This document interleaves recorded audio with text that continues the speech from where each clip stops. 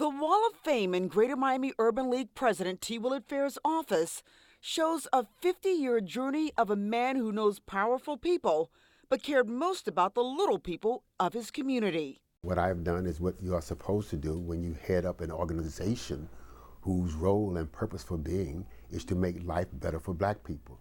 So I've simply fulfilled the mission. African Americans can thank him for helping break the back of segregation in the 60s and forging integration for blacks in places they were once barred. The task of breaking segregation was very difficult.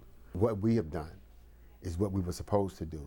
We would not have been able to do it, however, if the community did not embrace and respect what we were trying to do. And it was none other than Dr. Martin Luther King Jr. who sought him out for his civil rights work in Miami. The two became good friends and often broke bread together on Dr. King's visits. Once I got over the aura, Martin was just like anybody else. You know, he liked neck bones and collard greens, just like all us colored folks. So the tenants today sought the assistance of T. Willard Fair and the Urban League. That T stands for Talmadge. Talmadge Willard Fair started with the Urban League at the age of 24. Fair says he also learned the virtue of patience from Dr. King. That's a trait that most revolutionists don't have. We want it to happen right now. You know, and when it doesn't happen right now, then something is wrong.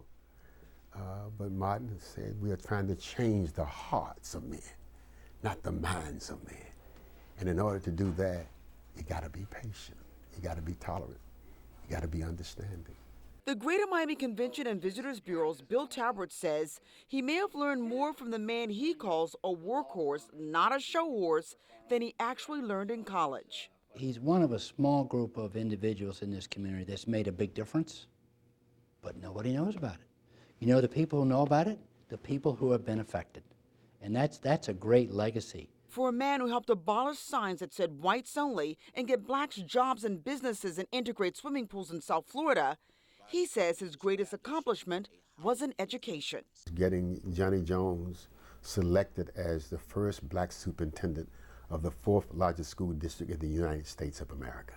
Today, educating young black children is still a huge priority for his urban league. Well, there's no organized effort.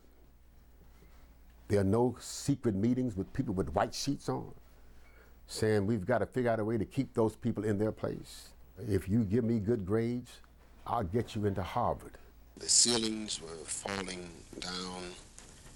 A rat had started a fire inside the wall. The Urban League under Fair has also taken on the problem of affordable housing for the poor and just broke ground on Sugar Hill, their newest housing development.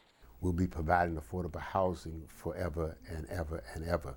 And since it's housing owned by the Urban League, then the name of Urban League will always be here. As Fair reflects on his 50 years with historian Dorothy Fields, he says the new scourge of the black community isn't racism, but black-on-black crime. Nothing stops us now but us. No laws, no rules, no behavior.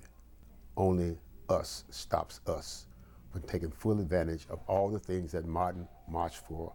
The celebration for T. Willard Fair, which will include remarks from dignitaries from all over the world, will take place Saturday night at the Fontainebleau. Trina Robinson, NBC6 South Florida.